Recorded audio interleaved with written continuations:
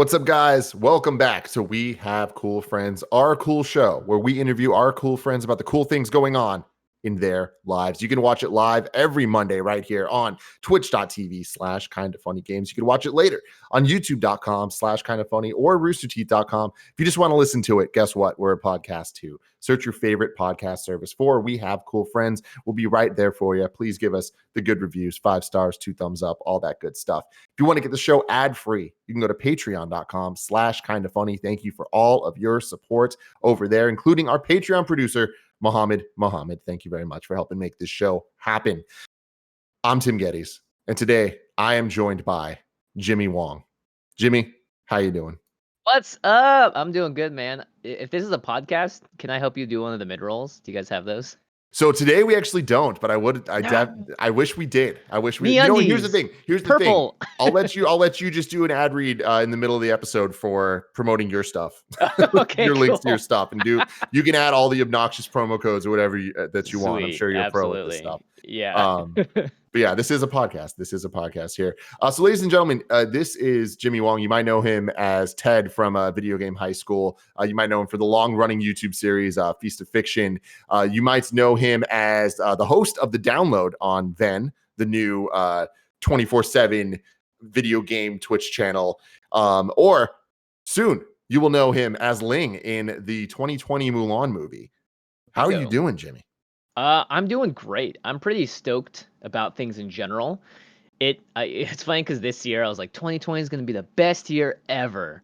I got all this stuff lined up, and then right around March is when everything started going downhill, and now we find ourselves in August, and it's like, well, I guess we still got to keep pushing and doing as much as we can, but things certainly had a damper put on them. But ultimately, I think we're all going to look back and see that this is probably the most impactful year of our entire lives. Oh, absolutely, man. I mean, let's start with the big thing here, man. You are in Mulan.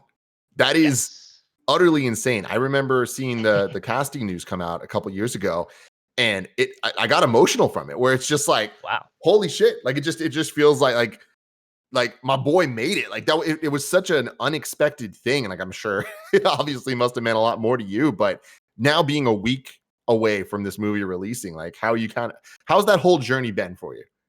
It's pretty wild. I remember we went to the premiere in March. And the movie was supposed to come out originally March 27th, so it had this like entire thing to it, which was like, all right, cool. And my birthday was March 28th, so I was like, this is truly serendipity. This is how it's going down. This is it. And even at the premiere, the director came out and sort of talked about the struggle that the world was going through at the time, because everyone knew that the coronavirus was a real thing at that point. But we didn't know that it was going to actually cause the delay of the movie. So from that point on, this is something I've been looking forward to since even before I made that announcement in August of 2018. So it's been kind of a roller coaster of emotions. It's been fun and interesting. Maybe not fun so much. It's been interesting tracking my other castmates and hearing how they're feeling about the whole thing. Oftentimes, I think a lot of people are saying like, "Oh, this is your big break," and all that stuff. But I think even like all of us know very well that there is. I don't think there really is such a thing as a big break. I think we just grind and grind and grind until we get to a place where more and more people know us, more and more people follow us and our content. So for me, I never kind of saw it as like after this, everything's going to be groovy, because clearly nothing is groovy right now. And a lot of our fate in general as entertainers is often in our own hands, especially in like the gaming space and the space where we're the content creators and we're the ones making the stuff. So I'm really excited, obviously, for this movie to come out. I can't wait for people to watch it. I know that it's a bit of a bummer that it's on Disney Plus instead of in theaters, and that's something that's shared, right, with all the filmmakers and even the cast, because the movie has so many like epic vistas and incredible soundtrack and sound design, and it's a full-on blockbuster. They used the lens that they called the Lawrence of Arabia lens, because it was like probably like this big. I don't know how many, like Damn. it's like 3 or 4 feet long, and it was able to do that cool effect when someone's walking towards you and the whole area around them like shimmers. Cool. So they wanted to make that feel, and that feel is throughout the movie. So in a theater, that was going to be amazing. But I think at the very least, people get to actually just see the movie, and Hmm. especially as an Asian actor and someone that's been looking for representation on the Asian side of things in entertainment for a long time, this is the biggest step that Hollywood's ever made towards that. So I'm Hmm. still very excited on that front. And as long as people get to watch the movie and do so safely, that's really the only thing that matters. Yeah. So you got to go to the premiere, so you got to see it in theaters. Yes, I did see it in the theater. At least you got that, man. Yeah, Like at I, least you got to see you up there. yeah, and I was like, oh, that's a little too big. I think I'm hoping eventually there is some sort of like re-release in theaters where people can go see it when it is Hmm. fully safe to do so. Because I think this is the kind of movie that has a lot of rewatchability. At this point, after I think I'm gonna have watched it like 4 or 5 times by the time it comes out, just because we had like a cast and crew screening and stuff too. So. Uh, I definitely never get bored of the movie watching it now the third, fourth time. So I hope it can eventually make it to a theater. So, obviously, I'm a huge fan. A lot of people here are huge fans of the original Mulan movie, right? We're doing a Mulan in Oh yeah. review here on youtube.com/kind of funny, where tomorrow actually we're reviewing 1998 Mulan, and then next week we will Oh, be reviewing the 2020 Mulan, seeing how similarities, differences, all that stuff. To nice. you, kind of, what did Mulan 1998 mean to you? Mulan 1998 was funny because when I saw it with my family in the theaters. My grandma, who's still alive at that time, came with us as well. And I remember watching it and being like, this is great. It was fun. But I didn't really think about it like implication wise of being like, wow, it's an Asian story. It's one that I grew up learning. And it's one that my grandma definitely grew up learning. Because when we left the theater, I remember my grandma just being like, that wasn't the Mulan I learned growing up. It's like, yeah, probably not. You got Eddie Murphy as a dragon and a cricket that has actual life, So like obviously things are going to be a little different. But I think that original movie is still something that pervades my everyday because the number of times people sing songs from that movie, or if you go karaokeing in LA, it's like always a song that comes up. I'll make a And man out like of you, people, baby. Let's yeah, go. people consider that the best Disney song of all time. I don't think they're wrong in a lot of Yeah, ways. totally. So the movie itself has It a has ton two of key changes. wow, that's actually a good point. It's like that's how awesome it is. They're just like, fuck it, man. Like, let's do it again. Let's go one more time. Yeah, so I mean, like that movie has a lot of impact on me just because it's universally pretty well acclaimed. The LGBTQ community as well loves it for obvious reasons, and in general, I think like it just gave a lot of. And I've talked to so many people. I think this is the big thing. Is I've talked to a lot of people who have said that the original Mulan was a huge inspiration to them as young women growing up. So that to me is something that I didn't personally identify with because I was just a dude. Hmm. And so when I heard that, I'm like, oh, that's actually really significant. So I'm glad that the new 2020 version of it, and I'm sure you guys will see this when you watch it as well, maintains that. Like this movie will 100% be inspirational to young women. Yeah, that's awesome.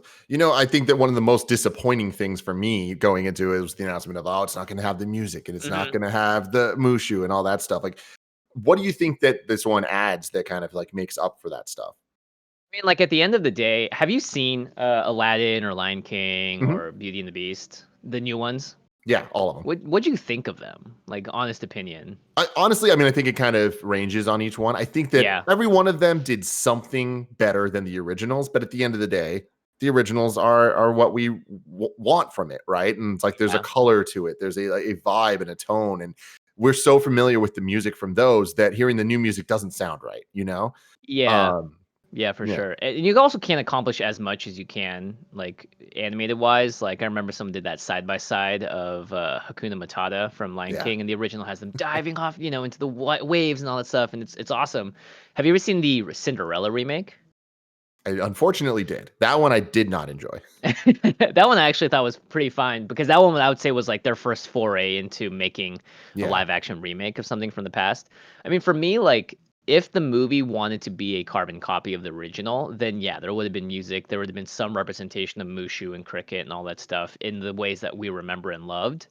So I think like when it comes to movies like this, Disney took a big risk and a very well placed risk in hiring Nikki Caro, who is a director who directed a movie called Whale Rider way back in the day. She did North Country with Charlize Theron. She has done a ton of movies with strong female leads that are it's all about their empowerment, it's all about their story and their journey and their struggles and how they come out on top about past all of that. And so for me, like seeing how she treated the movie was like, oh, this cannot be a musical because that would be inappropriate for the kind of story it's trying to tell and the way it's trying to tell it with the amount of gravity that's adding to it as well.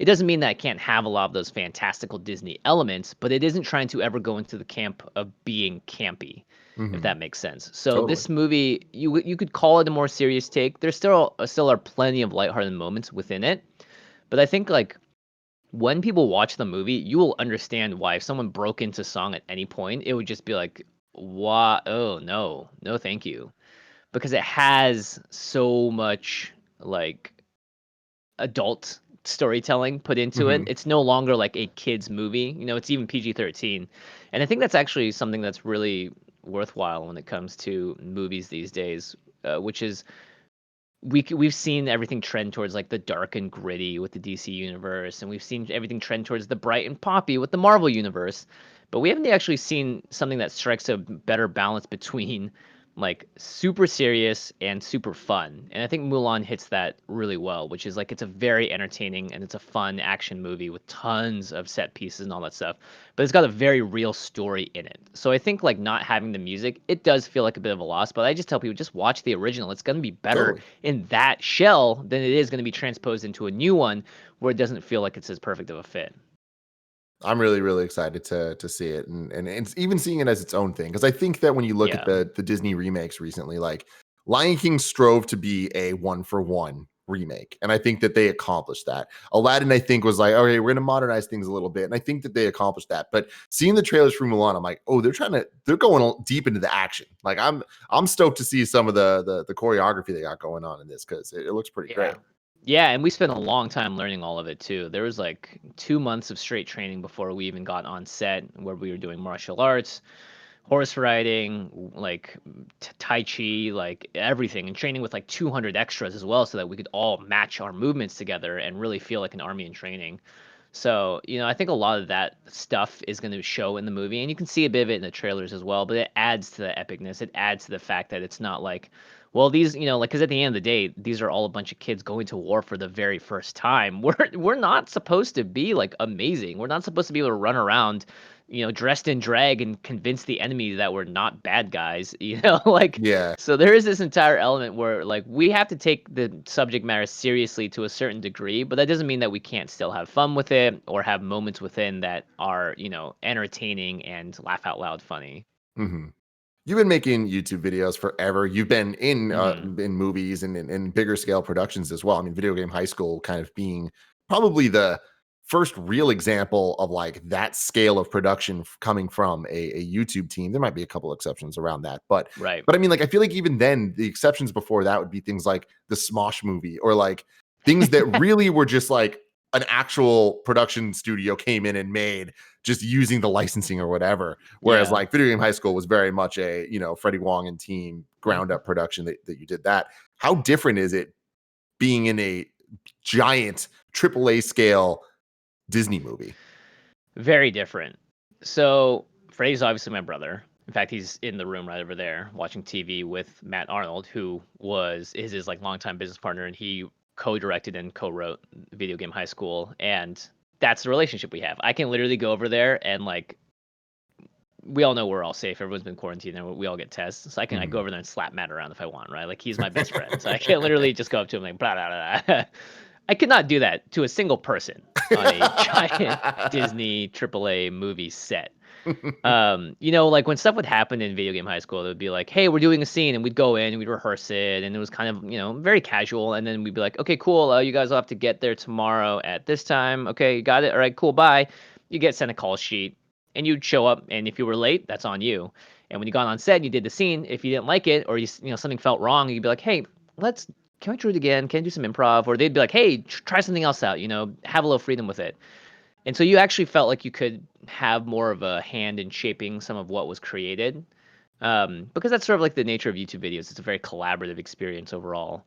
When you go onto the set of something like Mulan, you are one tiny grain of sand in a beach of sand. And you don't control the waves, you don't control the weather. That's everything that, it's a very top down process because Nikki spent, I don't know, 3 or 4 years doing research and all that stuff before we even set foot in New Zealand. And that means working with the producers, costumers, all that stuff.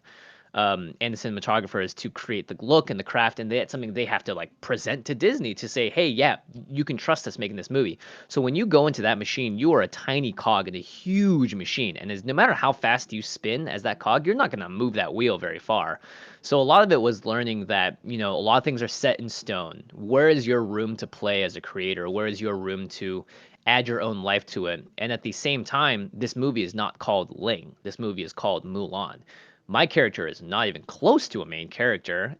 Mulan is just straight up the main character. Her and her Mhm. dad, and maybe the bad guy, right? Like everyone else is there to support that story. So you also can't just go on screen and be like, I'm an actor.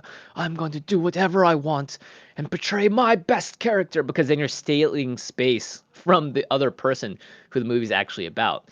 So it's really about like humbling yourself in a lot of different ways, walking onto a set with 300 people all waiting for you to be a part of it, and knowing that yes, you are going to feel that pang of like, but why can't I add my flavor to it? But at the same time, you need to think, why am I here? What is my Mhm. place within this entire structure?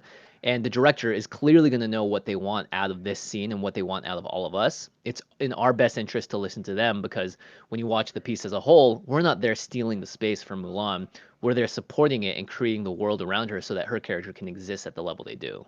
Yeah. See, with that, I think something that you were saying there is like just the idea of sure you're not the star, but at least you're there though. Like you are Hmm. part of this giant thing, and that's so awesome. I feel like when people that I've known or have been in movies, it's usually just like, oh, they're on screen for 1 second, blink and you'll miss it, but they were Yeah. there. Watching this movie now that you've seen it a couple times, like how do you feel about how much you're actually in the movie? I think we are, and by we I mean like the squad of Mulan's friends and all that stuff. I think we are in the movie the exact right amount. Awesome. And that means that I'm in like 70% of this movie, not necessarily in front, right? I'm not like Hmm. speaking lines to camera. There are like a few scenes where we're highlighted more, and there's an entire sort of like really cool fight scene as well that we're highlighted in. But overall, like we're there as supporting characters as it should be. So we're not obviously chewing up the scenery, but we're constantly present, and we're present because we're all training together. There's group montage and stuff with us. But the more important thing is like we're not there to like crack crazy jokes. We're there to provide a little bit of exposition, to give a little character. And within the group as well, each of us serves, I think, a very specific purpose. Like my character is much more a little similar to the original Ling, which is like romantic at heart, but very much a more realistic member of the group, someone that's going to add the realism of like, hey, we're going into war, we might not make it out alive. And then the other characters add their flavor, like one person's more of the bully, like Yao was, and so you have all these layers, and in a way we all kind of add up to one full essence or character, if that makes sense. But each of us are very clearly defined in our roles, and it does so in a way that doesn't interfere over each other as well, which I think is really important. I totally just got disconnected for the last like minute. Kev, are you still here? Okay, cool. Record. Yeah. Sorry, I just was gone. I was like, what It's the hell's crazy. going I was on? just trash talking you for a minute, and we're back. Sorry about that. Sorry about that. Oh, that's That's hilarious. funny. Anyway, I Wow. was basically just saying that like we are all very unique people in the squad as a whole, and all together Mhm. we kind of add up to one character, if that makes sense. Yeah, totally. But we're all So individually defined as well. And big props go to the director for knowing exactly what those things were, like what slots we need to fill. cool, man. I'm so excited to watch this movie. So you were Yeah, saying it's fun. earlier that like you're excited being this because you think that it's so important for representation, all that stuff. Something that I Hmm. really want to give you specifically props for as long as I've known you or been a fan of yours for years, you've always kind of been on the right side of history of like kind of pushing what matters and saying the things that might be difficult or get you into some trouble, but it's worth it. I think that goes all the way back to your kind of first breakout YouTube hit. The way that I found you at least was the Ching Chong, it means love Yep. song from the whole It's okay, by the UCLA. way. Everyone can say it as long as you're referencing the song. Yeah, it needs to be as the song title there, but Yeah, um yeah, yeah. but can you explain what I'm talking about here? Yeah, yeah, yeah. So, like you were saying, I've been someone that is at sometimes the behest of my own sanity, outspoken about most everything in terms of the Asian world. And one of the original things that got me into YouTubing in the first place was this vlog that was posted in 2011 by a sorority girl at UCLA who was ranting about Asians in the library and how annoying they were. And this was also right after that massive tsunami hit Japan. So I would say that the sentiment towards Asia in general was very high because it was such a huge disaster on that side of the world. And so this person went out and, in a very racist caricature, mocked them, saying "Ching Chong Ling Long Ting Tong," which is like the historically the go-to thing, right, to say to an Asian if you want to be racist towards them. And this blew up. Her original video went viral, and everyone was like, "What the fuck?" Can I swear? Sorry. Oh yeah, you can. And they were sending her death threats and all this other stuff. And I saw it, and I was talking to my brother about it, and I was just like, "This doesn't seem healthy. Like, what can we do that's fun around this? That's not gonna just be like crapping on this person." So I ended up writing a song that like took her whole thing and turned it on its head and said like, "You were wrong. This person in the library was actually trying to proclaim their love for you," and all this stuff, and wrote it into like a fun sing-songy catchy thing. And that blew up, and that was like what really kickstarted my YouTube career off, doing music and all that stuff. And throughout the years, I've just kind of kept finding myself in the crosshairs of different influencers now because they have done stuff that is just like, whoa, questionable, not Yeah, cool. And then I go about calling it out my own way. In previous years, much more toxic than I would these days. But it still kind of got the point across, and there was a lot of blowback and stuff. Like Dr. Disrespect and Logan Paul are both people that I went after. But it's something that I've always sort of like been on the front lines for because for me, like if there's no one doing it, then the issues will never get resolved and someone's got to jump on that grenade somehow. And I'm learning better over time how to better jump on said grenade absolutely. without Yeah. pissing off everyone in the process. But it's something that I've always sort of done since being in the entertainment industry. Yeah, no, it's been great to see, and I do think that like I've seen so much effort being put into it from you over the years, and like yeah, even then like seeing it kind of how that effort has progressed, and like that it being on the right side of history is never easy. Like it takes a lot of work, and you're gonna get a lot of criticism for it, but I feel like it's a very important step Yeah. Especially, I because mean, for me particularly, right? I'm an American, and I can best speak to things in America. Like, I am certainly not a historian about the other parts of the world. So I try to keep my stuff focused on the industries that I know, like vlogging, YouTube, Twitch, all that stuff. And I mhm. try to speak to that audience that understands me on that level too. Yeah, absolutely. And so I'm born and raised San Francisco, so it's no Hmm. surprise that majority of my friends are Asian, specifically Chinese. And I think that when YouTube first kind of started off, 2005, but then really getting its like uh modern YouTube started in what, like 2009, where it's like, okay, we have creators that are getting paid that are like telling stories. Like I feel like it was a lot of the Asian American creators that took up the mantle of, hey, we're going to do narrative driven things. Whether it was your brother or Wong Fu Productions or Right. all these amazing talented creators doing this stuff. I feel like that kind of set the tone for what we're kind of seeing now in Hollywood, which is a lot more representation of not just diversity in casts, but like telling Asian stories, telling Yeah. specifically, Japanese stories or Chinese stories, and Mm. whether it's The Farewell or now Mulan or the list is going on. Shang-Chi coming up Yeah. in Crazy Rich Marvel. Asians, Tiger Tail, The Farewell. There's a bunch. Exactly. It's just been so cool to see that there has been this community, and I think that there's a lot of overlap between the YouTube communities you guys have created and now these movies being made. I mean, look at like Randall Park, right? Yeah. Who is all over both sides of that, whether he's in a Wong Fu production short or in Ant-Man, Right. and it's Right. like it's just cool. It's cool to see. Where do you see that trend going? It's a good point you made. I mean, like if you look back in the past, like when YouTube first started in 2009 and 10, and it was Ryan Higa and Wong Fu and all those Kev guys and Jumba. Kev Jumba, right? Like I thought at that point, I was like, this is it. Asians making it into the mainstream. Here we go. Bing, bada boom. We did it. YouTube was the key. And then you saw that over time, like they sort of started and pioneered it, but they didn't really stick right like to being the front leaders anymore because other people came up in as well. And like obviously YouTube is a very democratic meritocracy type place based place where just if you got more views, you got more views. And so I think like that hope I had in the original was like in those original times was a little misplaced because I didn't really understand the world around it. I think these days, now that we're on a much more mainstream level with massive movies coming out, Mulan and Shang-Chi being sort of the top two, and then a lot of sort of indie darlings as well with The Farewell and all that. I think like we're definitely progressing towards a world where we get to see a lot more movies that are just broadly representative of different things and places. I mean, we've seen so many amazing black movies as well, like these past few years with Jordan Peele, like coming to the forefront as a really prominent director. Childish Gambino has Atlanta. So I think we're actually seeing this happen across a number of different areas. And I wouldn't expect it to slow down or stop anytime soon.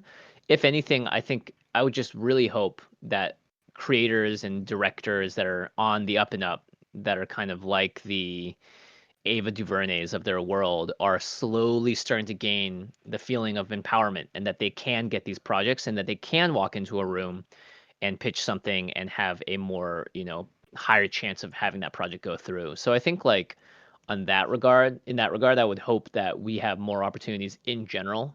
But the important thing I think is just younger people seeing that, hey, there is an opportunity here that's opening up, and this is one that you can get involved in. You just got to put the work towards it. Because I think like the trend's not going to stop anytime soon as long as the box office ticket sales are there. And the box office ticket sales are going to be there the more stuff that gets made because it's going to get more normalized. People are going to want to see more of it. And it's always going to be newsworthy too. And I think like for Asians that haven't had it before, it's like tasting something that you didn't even know what it tasted like. It's like the Yeah, first time you had sushi, like good sushi versus like airport sushi. You're like, totally. what the hell is this? So I think that's like hopefully where I see things going. And ideally, I would love to see it happen across every race as well. Like I think we need to see as many human stories as possible. And in Hollywood, that's just been super white for so long. We haven't had that, right? Like we haven't had that as much for the other races. So I'd love to start seeing that. Yeah. That's why it's just such a bummer, like on top of everything, that Mulan's not going to be in theaters because like that was poised for a billion, that was poised to be such a big, huge deal. But I do think that on the good side of that, it's like with this whole Disney Plus premiere thing, like obviously it's an experiment, but there's pros and cons to it. And, hopefully people latch onto this. And I think that there is a hunger for new movies, new blockbuster movies at this point. So hopefully Yeah, we see the return 100%. there. I'm just hungry to go to a theater again. Like I love that experience with Yeah, friends and like sitting in the lobby afterwards, all talking about the movie as people go around you and like go into their next movies like that, and then or going out to dinner after. Like that to me was like such an ultimate experience that totally. I definitely miss. But Yeah. again, I hope that if Mulan does happen to go back to theaters at some point, like a re-release. They've been doing this a bunch now. Like again, like Mhm. now that we move into this new era of existence, who knows what is Who knows what it possible? looks like? Yeah, Yeah, who knows? You know, before the time of COVID, exactly. uh, it all changed when COVID hit. So we'll see what happens. I think firmly that there's gonna be a high chance that Mulan finds its way back to theaters. But I just want this first showing to blow everyone out of the water. I hope Totally. families in the Midwest are like, hey, this is finally something to do with our family. Hey, kids aren't going back to school. Let's have a big family night watching this. Because I think the $30 price looks a lot different when you're thinking about watching it with a group of people instead of just by yourself. Yeah, absolutely. Jimmy, before we move on, I want you to tell us about our sponsor, Jimmy Oh, Wong. yes, absolutely. What's up, everybody? Thank you so much for listening to today's podcast. This show is in part brought to you by Jimmy Wong. Jimmy Wong has been around for 10 plus years now, thinks very highly of himself, and thinks that you should as well. And if you're a part of that, you can actually go and subscribe to Jimmy Wong. Just go to our website, coolfriends.com, promo code Jimmy at checkout, and you can get up to 20% off your first year of subscription. You also get 3 months off a year-long subscription fee. So if you do that, it's gonna be a great idea, great call, and you're not gonna regret it. The money is definitely not going towards any scams like building a wall or funding a non-existent charity. It's gonna go straight to my pocket. All right, everyone. Again, that is coolfriends.com/Jimmy. Promo code Jimmy at checkout. You'll love to see it, ladies and gentlemen. Do the thing. Do the thing. So, Jimmy, moving on from Mulan a bit, then, like you've also been doing a ton of stuff. Obviously, you have a YouTube channel. You've been doing a whole bunch of shows over 10 years. But recently, you are the host of The Download on Venn. You want to give Yes. a top level pitch of what Venn is and what your involvement is over there? Yeah, actually, it's funny because I'm a creative developer over at Venn, so I joined them actually back in March, April, sort of to talk over how I can like help develop shows for them. And Download is one of the shows I developed. So Venn is a new 24/7 streaming network.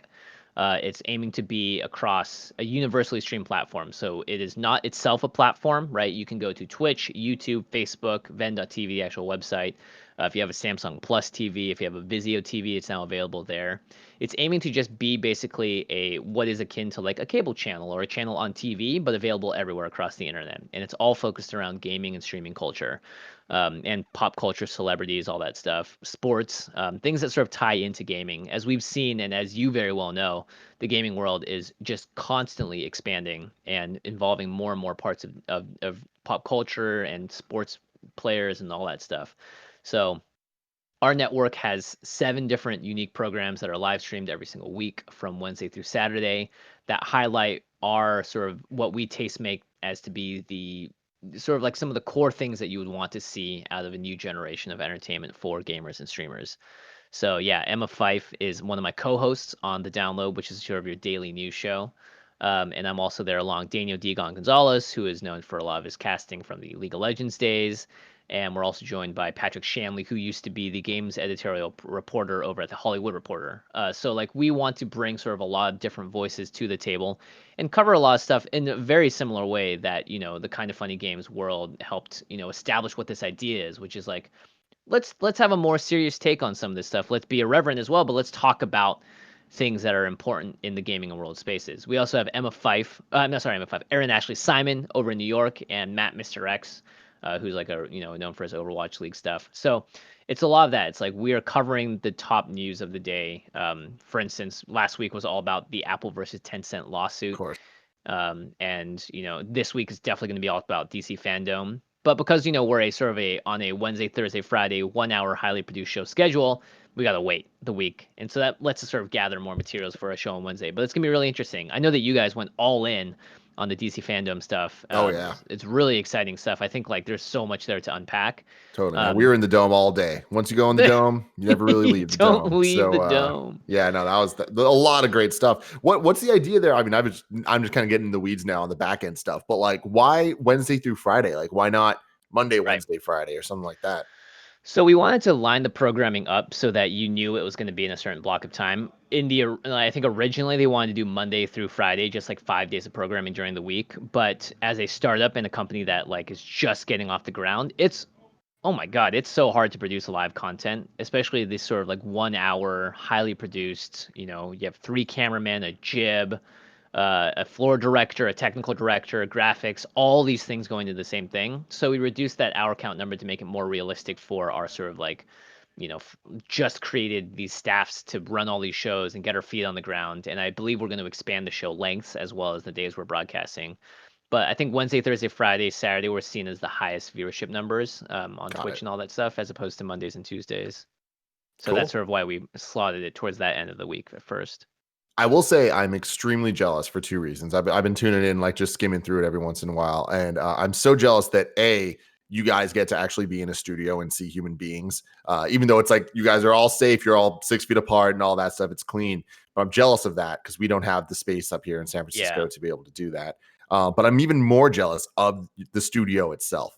So Yeah, many the video studio's walls. nuts. Yeah, it's I'm like crazy. video We wall have fan number one, and you guys knocked it out of the park over there, where it is just it's utter insanity. It is wall to wall LED walls. Yeah, I had no part in deciding how many LED walls would be up in this thing. The CEOs of the company, Ben Kusin and Ariel Horn. Ariel is known for doing a lot of the LCS and League of Legends coverage around the world. He was, responsible for the giant dragon that flew in at League of Legends Worlds in Beijing at the Bird's Nest, I think 2 or 3 years ago now.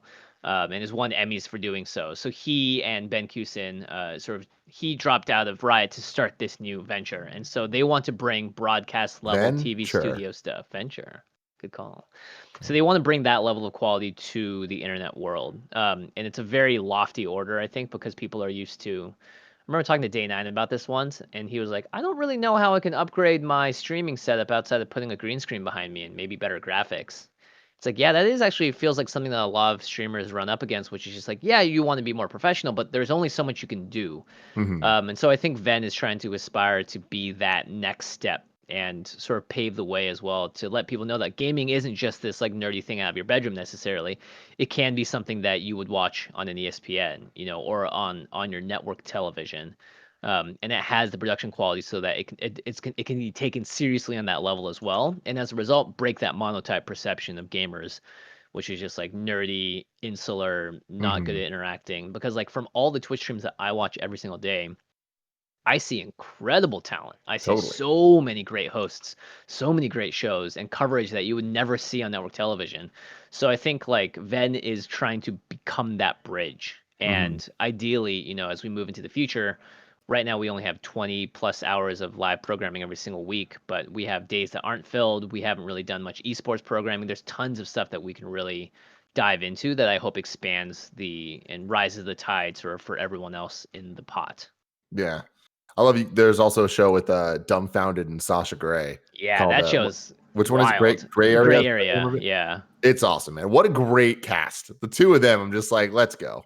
So Yeah, Sasha is unbelievable. If you are a fan of her content, you should watch this interview she did with Tara. Tara, I think Tara. What's the name? they're strong. No, it's the the supermodel. What is it?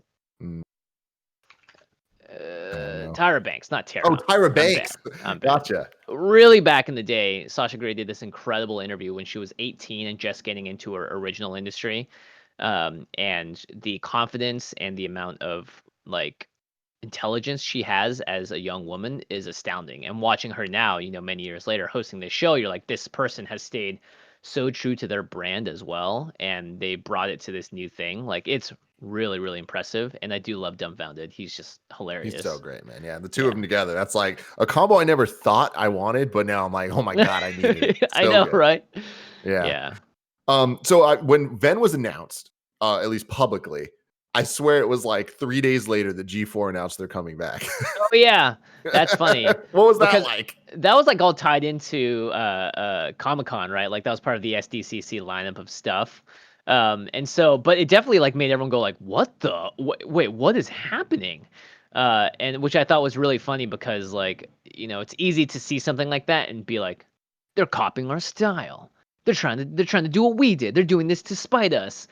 But I like to look at it a little more holistically, being like, G4 has probably been working on this for a while as well, and they just had it planned to announce on Comic Con. We just happened to get announced before them, and their stuff's not even coming out until 2021. So I think, if anything, I'm excited to see what they come up with. I think it's really important to create more stuff on this level, right? Like, Absolutely. and like, you guys are a huge part of pushing that forward too, which is like more highly produced content, people that do research before they show up on screen, and like our industry veterans.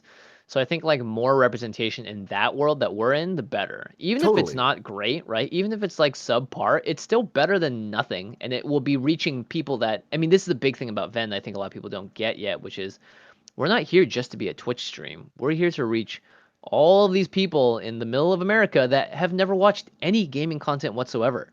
So we can't go there and present a ninja level stream where we're just sitting there playing games. It's not going to work. You have to present it to them in a way that they can digest and understand because they've Mhm. just never had this content in their life before. You can bring Yeah. in streamers, but you still have to sort of make it feel like a TV program. And so we're trying to again like create the bridge into the rest of the world so that people don't just see gaming as this one thing. And I think this is something that we all share in common, which is like break down the stereotypes. We're more than just the box that you put us in back in the 90s when Dungeons and Dragons was a satanic hobby that Mhm. or whatever it is. So I think like popular media has had a lot to help push that narrative forward in terms of like Ready Player One, even Stranger Things with their Dungeons and Dragons integration and stuff. Yeah. And we're hopefully becoming a new voice to push that even further and get the distribution into people's worlds so that they can understand and like normalize it in their minds. Totally, man. I think that that's that YouTube mentality, right? And I think that, over time, YouTube being a YouTuber is almost a bad word where it's like nobody actually wants to be called that. It's like whatever you want to call it, internet creator, video content creator, whatever it is, right? Like I think that the key has always been and will always be collaboration. And it will always be kind of like there's just because one person's doing this doesn't mean I can't do my version of that same thing. Like there's no original idea, all that stuff, but there is iterating. There is like so much opportunity. And for us, like we were at IGN for so long, and IGN kind of, especially the video team, was always like, we want to be the ESPN of video games. And like that means something to people. You say that Yeah. and people understand what that is Yeah, supposed yeah, to yeah. mean, right?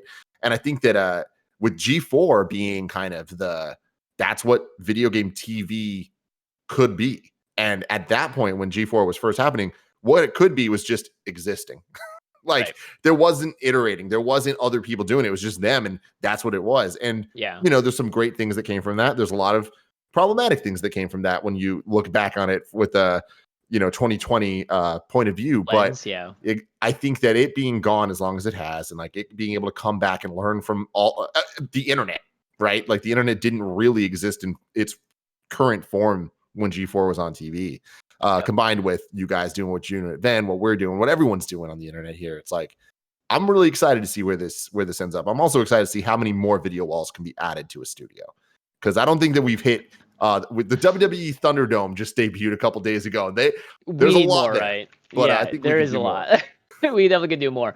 I mean, like, I think you're totally right, which is like collaboration is the name of the game. And I think like in general, we are always stronger united than we are like doing our own separate things. And we have so many, again, talented and smart and industry veteran people in an industry that did not exist prior to 1980, 90, right? Like, so we are on the first wave of the creators that are able to understand what we're doing and how it relates to the game industry. And we've quickly found that this industry is not immune to the same amount of abuse and harassment that is pervasive in the rest of the world.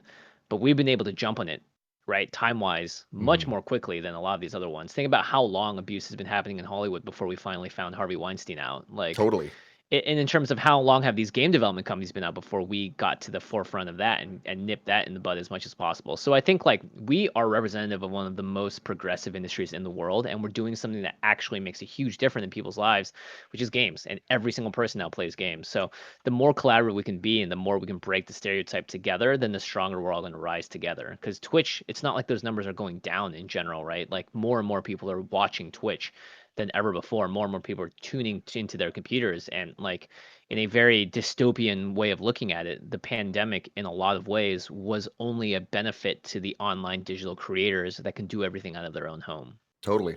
Yeah, like it's a blessing every day that we think about what we do, and the fact that our company of 9 people that puts out whatever it is, 20 different episodes of a show a week, like can do this. And it was an inconvenient weekend for us to get everything set up. And then after that, it's like, cool, it's different, but we can make it work. And like Yeah, that, totally.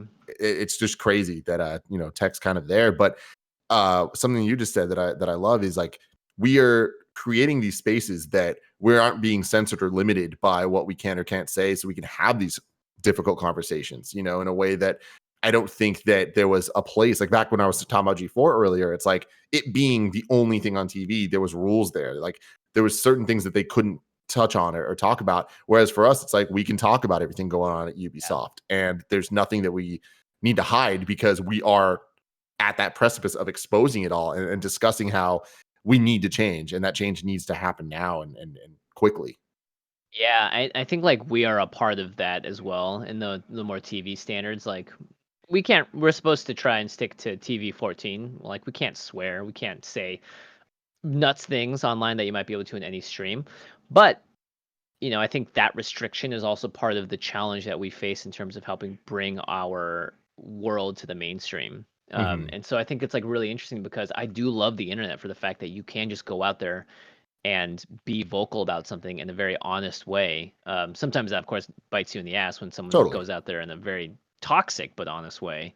So like I'm really fascinated to see the balance that we're striking as a company at Venn, because I think it's really important to be able to hit that mass audience and at the same time still deliver hopefully news and coverage that is more progressive and just actually like hits the real topics instead of being a part of a partisan representation. Like we all know how on the fringes, right, a Fox News is or an Mm-hmm. MSNBC on the other side, and we went to gaming and streaming to escape that world. So I hope Venn can be sort of like a flagpole in the ground that says like, here's a way to do it without having to sway one way or the other, right? You can tell people to go register to vote without telling them who to vote for, and that's an important distinction that is that a company like Venn I think can make broadly to the world around them without making someone shut their TV up, being like, oh, those liberal whatevers, or I can't believe they said that about the military, like that sort of stuff.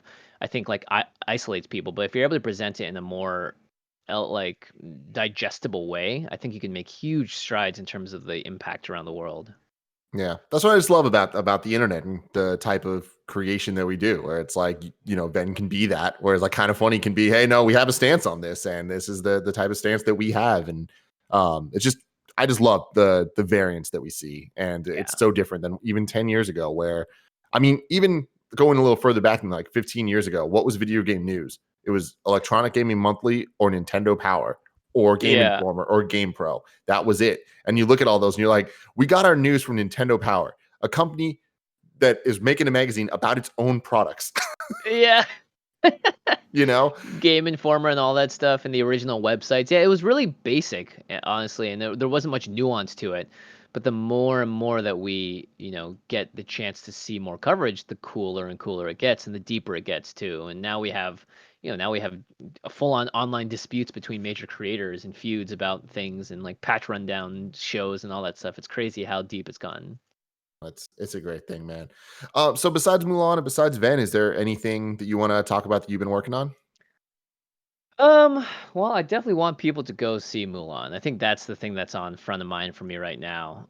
Just because it's like, don't be dissuaded, I hope, by the $30 price tag. I know that that's on top of a Disney Plus subscription and all that other stuff, but you get the movie forever. Anytime you have a Disney Plus account, you get it. For me, like it's like enjoy it with someone else.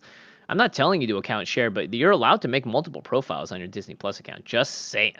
Just saying. Yeah. This It's ain't not rocket like science, guys. it ain't rocket science, right? Like there are ways to make this much more affordable as a human being. So I think like in general, it's not something that I want to be like, go share your account, but it's like, guys, be smart about it. We're the internet generation. You can find a way to make this work and watch a really great movie at the same time. Mm-hmm. Very excited to see it. Like I said, we are doing Mulan in review, so a lot more can't wait to Mulan see coverage coming here. Tomorrow we're doing a Mulan 1998, and then next Friday when Mulan releases, we will be doing Mulan 2020. Very excited for that. Jimmy, thank you for joining us here. You've been awesome. It's always great catching up with you. Thanks, man. Everyone, appreciate it. Go support Mulan. Go support Venn. Go support Jimmy. That's what's and up. Support Kind of Funny games too. And hey, if you want me back on to talk more Mulan next week, just let me know. I should be around. Oh, cool. Awesome. Maybe, you know what? Let's try to make that work. Okay. We'll have you pop in, maybe do some fun segment or something on the review. Sounds fun. Cool, man. All right. Yeah, dude. Well, great talking to you. Great talking to you. Bye, everyone. Bye.